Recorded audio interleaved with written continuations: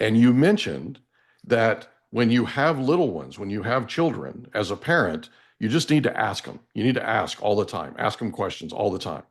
And I love that. It made me think of a situation where I had a client who I was meeting with, and I was trying to talk him out of buying a property, and because it was a bad deal.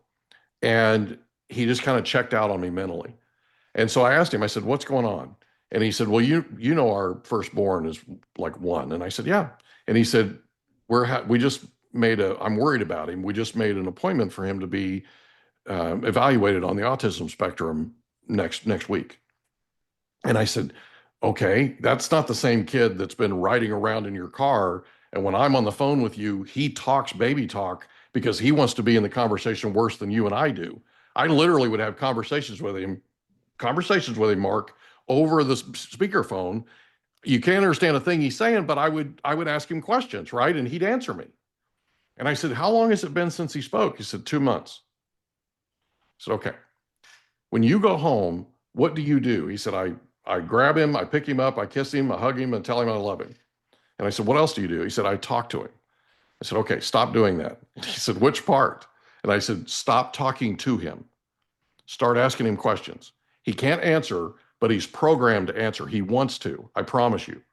Ask him questions that you know he can't answer, but just questions. How was your day? How did you do with mama? Did you take good care of mama? Did you go to see the birds? Okay. Did you enjoy the sunshine? Okay. Ask him, ask him, ask him. So what does he do when he wants something? He said he points and he grunts.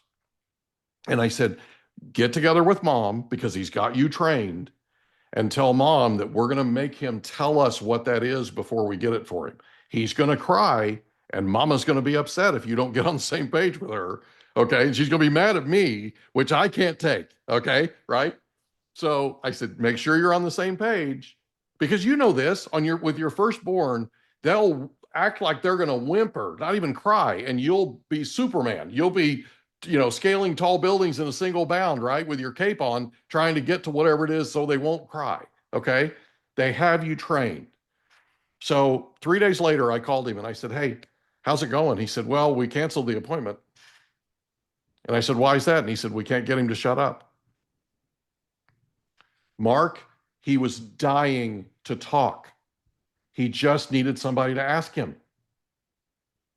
That's what I think is so unbelievably incredible about what you're doing with your grandkids.